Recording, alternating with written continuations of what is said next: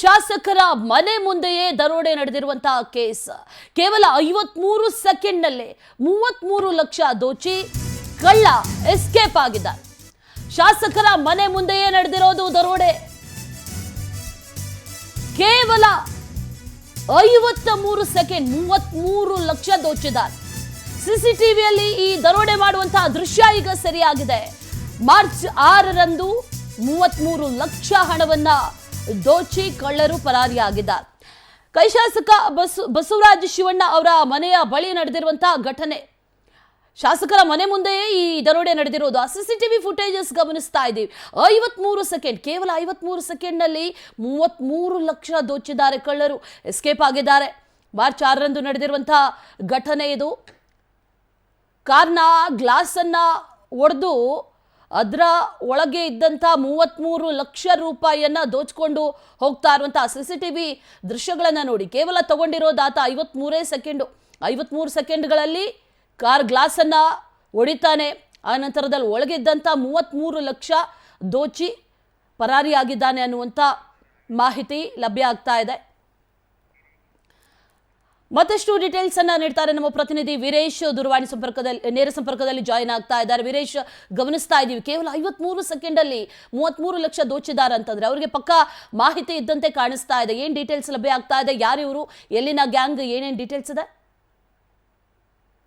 ಏನಂದ್ರೆ ಕಳೆದ 2 ದಿನಗಳಿಂದ ಈ ಒಂದು ದರೋಡೆ ಪ್ರಕರಣ ನಡೆದಿರುವಂತದ್ದು. ಅದರಲ್ಲೂ ಕೂಡ ಕೈ ಶಾಸಕರ ಮನೆ ಮುಂದೆ, ಅಂದ್ರೆ ಬ್ಯಾಡಗಿ ಶಾಸಕರ ಬಸವರಾಜ ಶಿವಣ್ಣರವರು ಇದ್ದಾರೆ, ಅವರ ಮನೆ ಮುಂದೆ ನಡೆದಿರ್ತಕ್ಕಂಥ ಒಂದು ಘಟನೆ ಇದಾಗಿರುವಂತದ್ದು. ಅವರ ಮನೆ ಮುಂದೆ ಇರ್ತಕ್ಕಂಥ ಉದ್ಯಮಿಯ ಒಂದು ಹಣ ದೋಚಿರುವಂತದ್ದು. ಕೈ ಶಾಸಕರ ಮನೆ ಮುಂದೆ ಅವತ್ತು ರೈತರು ಕೂಡ ಸಾಕಷ್ಟು ಒಂದು ನದಿ ಜೋಡಣೆಗಾಗಿ ಒಂದು ಪ್ರತಿಭಟನೆ ಕೂಡ ನಡೆಸಿರ್ತಾರೆ. ಅದಾದ ಕೆಲವೇ ಗಂಟೆಗಳಲ್ಲಿ ಕೂಡ ಈ ಒಂದು ಘಟನೆ ನಡೆದಿರುವಂತದ್ದು. ಹೀಗಾಗಿ ಪೊಲೀಸರು ಈ ಒಂದು ವ್ಯಕ್ತಿಗಳ ಶಾಲೆಯನ್ನ ಇದೀಗ ಗುರುತು ಪತ್ತೆ ಹಚ್ಚಿರುವಂತದ್ದು. ಆದ್ರೆ ಈ ಬಗ್ಗೆ ಸಾಕಷ್ಟು ಹೋದಂತ ತಂಡವನ್ನ ರಚನೆ ಮಾಡಿ ಇದೀಗ ಆಗ ಏನು ದರೋಡೆಕೋರರನ್ನ ಬೇಯಿಸ್ತಾ ಇರುವಂತದ್ದು. ಪೊಲೀಸರಿಗೆ ಇನ್ನೂ ಕೂಡ ದರೋಡೆಕೋರರು ಚಳ್ಳಹಣ್ಣಿ ತಿನ್ನಿಸ್ತಾ ಇದ್ದಾರೆ. ಹೀಗಾಗಿ ಕಳೆದ 2 ದಿನಗಳಿಂದ ಈ ಘಟನೆ ನಡೆದಿತ್ತು. ಇದೀಗ ಈ ದೃಶ್ಯ ಇದೀಗ ಹೊರ ಬಂದಿರುವಂತದ್ದು. ಕೇವಲ 53 ಸೆಕೆಂಡ್ಗಳಲ್ಲಿ 33 ಲಕ್ಷಗಳನ್ನ ಗ್ಲಾಸ್ ಹೊಡೆದು ಅದನ್ನ ಹೇಗೆ ಪರಾರಿ ಮಾಡ್ತಾರೆ ಅನ್ನೋದನ್ನ ದೃಶ್ಯದಲ್ಲಿ ತಾವು ಕಾಣಬಹುದು. ಯಾಕಂದ್ರೆ ಅಷ್ಟೊಂದು ಚಾಣಾಕ್ಷತನವನ್ನ ಈ ದರೋಡೆಕೋರರು ಪಳಗಿಸಿಕೊಂಡಿದ್ದಾರೆ. ಹೀಗಾಗಿ ಈ ದರೋಡೆಕೋರರು ಏನು ಸಾಕಷ್ಟು ಪ್ರಕರಣಗಳಲ್ಲಿ ಭಾಗಿಯಾಗಿರೋ ಬಗ್ಗೆ ಪೊಲೀಸರು ಈಗಾಗಲೇ ಮಾಹಿತಿ ನೀಡಿರುವಂತದ್ದು.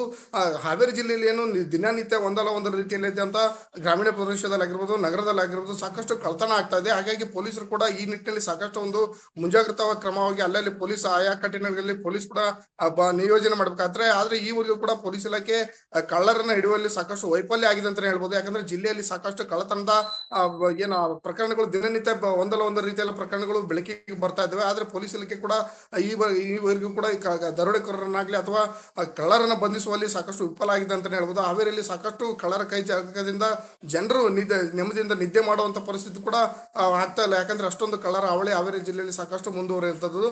ಈಗಾಗಲೇ ಏನ್ ಮೊನ್ನೆ ನಡೆದಂತ ಈ ಘಟನೆ ಮತ್ತೊಂದಿಷ್ಟು ಜನರನ್ನ, ಹಾವೇರಿ ಜನರನ್ನ ಭಯಭೀತಿಗೊಳಿಸಿರುವಂತದ್ದು. ಕೇವಲ ಬ್ಯಾಂಕ್ ನಿಂದ ಒಂದು ಅರ್ಧ ಗಂಟೆಯ ಹಣ ಬಿಡಿಸ್ಕೊಂಡು ಬಂದು ಮನೆ ಮುಂದೆ ನಡೆಸತಕ್ಕಂಥ ಕಾರ್ನಲ್ಲಿ ಈ ರೀತಿಯಾದಂತಹ ಒಂದು 53 ಸೆಕೆಂಡ್ಗಳಲ್ಲಿ ಏನು ಹಣವನ್ನ ಕದ್ದಿದ್ದಾರೆ ಈ ದರೋಡೆಕೋರರು ಯಾರು ಅನ್ನೋದ್ರ ಮೂಲಕ ಸಾಕಷ್ಟು ಒಂದು ಸೂಕ್ತವಾದಂತ ತನಿಖೆ ಕೂಡ ಪೊಲೀಸ್ ಇಲಾಖೆ ಈಗಾಗಲೇ ನಡೆಸ್ತಾ ಇರುವಂತದ್ದು. ಆದ್ರೆ ಸೂಕ್ತವಾದಂತ ಮಾಹಿತಿ ಇನ್ನೂ ಲಭ್ಯ ಇಲ್ಲ. ಯಾಕಂದ್ರೆ ಇವರು ಇದೇ ದರೋಡೆಕೋರರ ಗ್ಯಾಂಗ್ನವರು ಅನ್ನೋದು ಕೂಡ ಮಾಹಿತಿ ಸಿಕ್ಕಿಲ್ಲ. ಹೀಗಾಗಿ ಪೊಲೀಸರು ಕೂಡ ಈ ಒಂದು ಚಿತ್ರಗಳನ್ನ ಇದೀಗ ಹೊರಬಿಟ್ಟಿರುವಂತದ್ದು. ದೃಶ್ಯ ಕೂಡ ನೋಡಬಹುದು. ಆ ದೃಶ್ಯವನ್ನ ನೋಡಿದ್ರೆ ಅಲ್ಲಿ ಸಾಕಷ್ಟು ಜನಬಿಡಣೆ ಪ್ರದೇಶ ಆಗಿದೆ. ಅದರಲ್ಲೂ ಕೂಡ ಕೈ ಶಾಸಕರ ಮನೆ ಕೂಡ ಅದು. ಶಾಸಕರಲ್ಲಿ ಸಾಕಷ್ಟು ಜನರು ಓಡಾಡುವಂತ ಪ್ರದೇಶ. ಹೀಗಾಗಿ ಅವರ ಮನೆ ಮುಂದೆ ಈ ರೀತಿಯಾದಂತಹ ಒಂದು ದರೋಡೆ ಪ್ರಕರಣ ನಡೆದಿರೋದು ಜನರಲ್ಲಿ ಮತ್ತೊಂದಷ್ಟು ಭಯ ಬೀಳಿಸಿದೆ. Ashwini. Okay Veeresh, thank you ಡೀಟೇಲ್ಸ್ಗೆ.